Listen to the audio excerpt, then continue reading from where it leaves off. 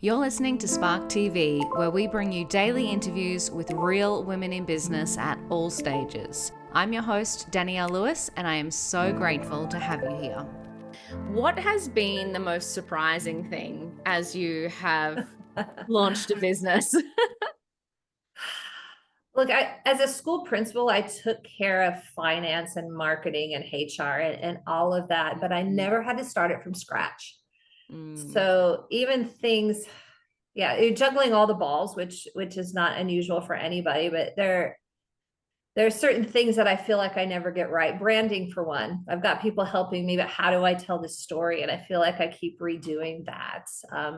The financials, I know what I want to build and I know how much that's going to cost, but what about the periphery things and the people? And then you've got grants and contemplating investments and marketing, and there's just so much to it. You get one or two things done a day. Yeah. And anticipate one or two things to not go right. And then you go home and you try to do it again. All again. Yeah, do it all again the next day. Oh my, it is so interesting, isn't it? I mean, a lot of people, when they start businesses, they come with a skill set. So they're coming from a corporate career or or an education in something specific. And they go into business and then they're like, oh my God, I've got to wear all of these hats. But so interesting that you've worn all of the hats, but it's still completely different once you get into a business. Yeah, and it's a whole different language. So if I'm starting to speak technology, I remember the first time someone looked at me and they say, well, you need a full stack development. And the last time I heard the word stack and development in the same sentence, I think I was an adolescent and I knew it had nothing to do with that. So, okay, so what is full stack development and why do I need it? Or I would read up on different technologies like fintech. And I thought, well, why do the Finnish get all the good tech when it turns out that no, that's financial tech?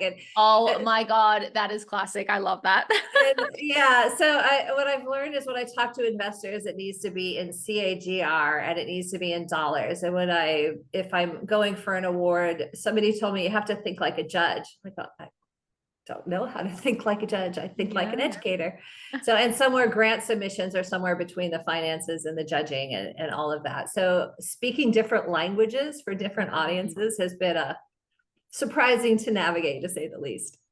Yeah, I don't know. I gave up at one point. I remember, my other business, Scrunch, we raised capital. So speaking to investors, we went for grants. We went for a lot of grants we did not get. I gave up on grants because I was like, I just can't speak I don't know what you want from me. Yep. So that was really interesting. But you're so right. Like now, as I reflect on it, it was trying to learn the language and fit into this ecosystem and fit into multiple ecosystems. I found it really frustrating, to be honest, because I just felt like I could never get there. I could never understand investors. I was like, I was a salesperson. So I can talk to anyone. I can build relationships, talk to anyone. But when it came to investors, I was like, I don't understand what you want and why you're saying yes or why you're saying no.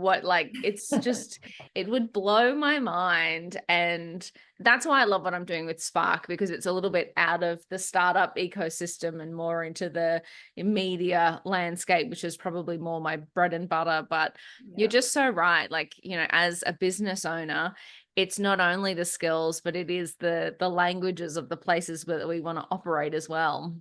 It is very much so. Insane. What do you think's been the biggest challenge for you so far?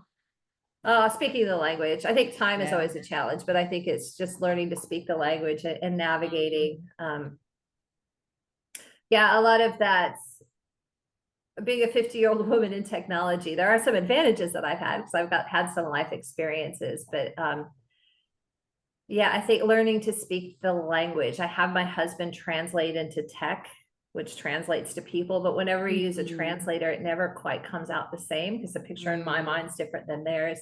And at the end of the day, I speak education.